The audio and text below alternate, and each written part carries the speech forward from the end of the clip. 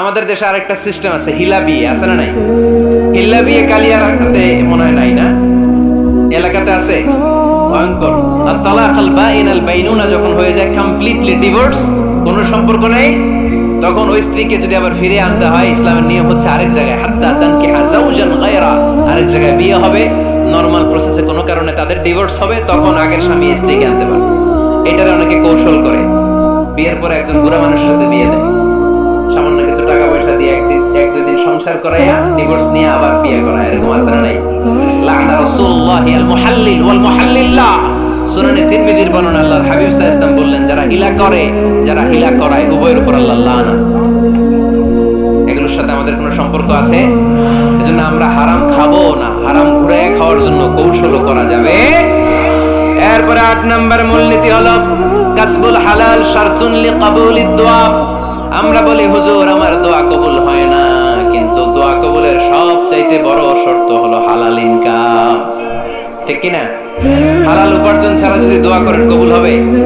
হারাম কিছু খেয়ে যদি আপনার দেহটাকে গঠনশীল করেন, এই দেহ জান্নাতে ঢুকবে?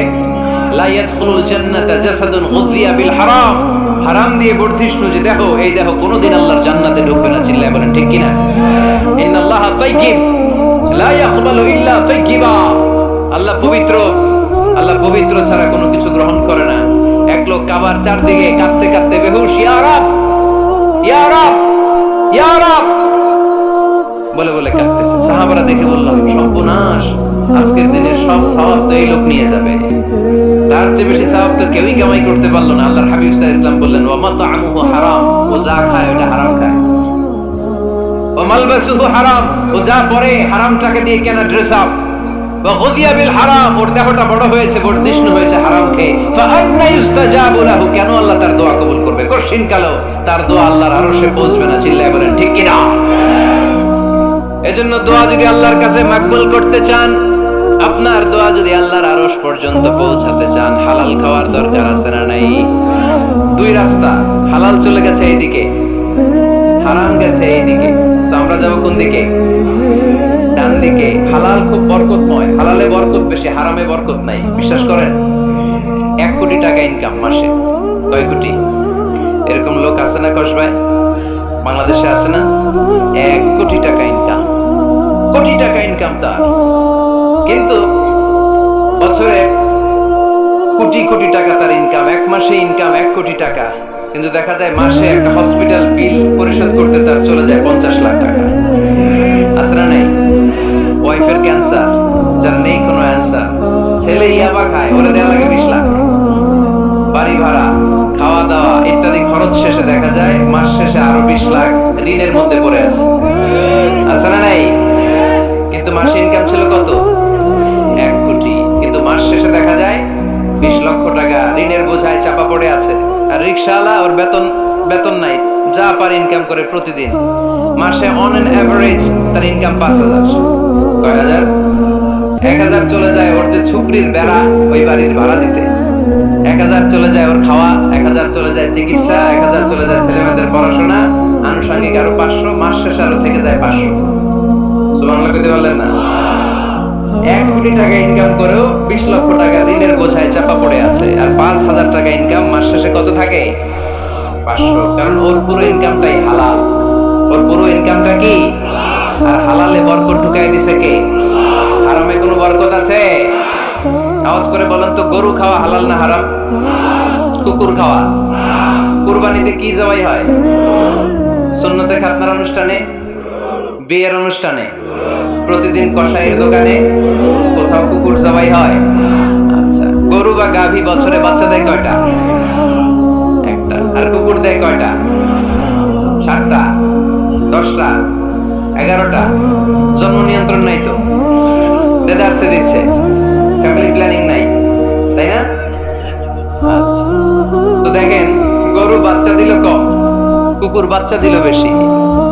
গরু জবাই হয় বেশি, কুকুর জবাই হয় না। গরু আমরা খাই বেশি, কুকুর খাই না, তারপরেও কষ ভাই, গরু বেশি না কুকুর বেশি? আওয়াজ করে বলতে হবে, গরু না কুকুর? কারণ গরু খাওয়া হালাল, আর হালালে বরকত ঢুকাই দিছে কে? এজন্য তার ডিসিশন ইজ ইয়োরস, সিদ্ধান্ত আপনার। কই যাবেন, ডানে না বায়ে? হালালের সাথে না হারামের সাথে? হালালটা হচ্ছে পরিবেশ বান্ধব। হালালটা কি? Eco friendly. এটা পরিবেশ বান্ধব, এটা স্বাস্থ্যকর, এটা রুচিসম্মত, এটার মধ্যে কোনো ঝামেলা নাই, এটাতে কোনো ভেজাল নাই। হালালে থাকলেই লাভ, যদিও অল্প। সুবহানাল্লাহ পড়েন। এজন্য রাব্বুল আলামিন বলেন, ইয়া আইয়ুহান নাসু কুলু মিম্মা ফিল আরদি হালালান তাইয়্যিবা ওয়া লা তাত্তাবি'উ খুতুওয়াতিশ শাইতান ইন্নাহু লাকুম আদুউম মুবিন। ওহে মানুষেরা, শোনো শোনো, এই জমিনের ভেতরে যেটাকে আমি হালাল করেছি, যেটাকে আমি পবিত্র করেছি, ওইটা খাও, ওইটা গ্রহণ করো। হারাম খেও না, হারাম অর্জন করো না, হারামের কাছেও যেও না। শয়তানের পদাঙ্ক অনুসরণ করো না। জেনে রেখো, শয়তান হলো তোমাদের প্রকাশ্য দুশমন। ঠিক কি না? আদুউম মুবিন। শয়তান আমাদের প্রকাশ্য দুশমন। সে হারামকে আমাদের কাছে চাকচিক্যময় করে তোলে। সে বুঝাতে চায় হারামের মধ্যে আরাম, আসলে হারামে আরাম আছে, হালালের মধ্যে বরকত। এজন্য আমরা সবসময় হালাল অবলম্বন করব। রাজি আছেন তো? কিন্তু আমরা যদি আমাদেরকে প্রশ্ন করি, আমাদের ব্যবসায়, আমাদের চাকরিতে, আমাদের লাইফ লিডিং সিস্টেমে আমরা কি শুধু হালাল খাই? কি খাই? হালালও খাই, সুযোগ পাইলে একটু যদি পাই অমনি ধরে ঘাপুস ঘুপুস। সুযোগ পাইলে কি ঘাপুস ঘুপুস? ঘাপুস ঘুপুস করা যাবে না। অনেকে আবার আছে দেখবেন, খাওয়ার ক্ষেত্রে হালাল খোঁজে। খাওয়ার ক্ষেত্রে আমি অনেক লোক দেখেছি। থাইল্যান্ডে আমি গেলাম, দেখি যে তার ব্যাপারে জানি যে সরকারি চাকরি করে, লক্ষ লক্ষ টাকা দুই হাতে কামায়। এমনি গাছেরটাও খায়, তলারটাও করায়। আছে না নাই? তো ইচ্ছে মতো ডানে বা ইনকাম করে, হালাল হারাম দুইটাই খায়। কিন্তু থাইল্যান্ডে যে হালাল খাবার খুঁজতেছে, কি খুঁজতেছে? ওখানে যে জিজ্ঞেস করে যে এই দোকানে কি পর্ক আছে? পর্ক থাকলে খাবো না। পর্ক মানে হচ্ছে শুকরের চর্বি। শুকরের গোশত বা চর্বি মিশানো কোনো খাবার উনি খাবে না, কারণ এটা হারাম। খায়, এটা খুব হারাম। এরকম ডাকাইতে আছে না নাই? তাহলে আমাদের মুসলমানদের সবচেয়ে বড় সমস্যা হচ্ছে আমরা খাওয়ার ক্ষেত্রে হালাল খুঁজি, কিন্তু ইনকামের ক্ষেত্রে ওই জিনিসটা খুঁজি না। এরকম আছে না নাই?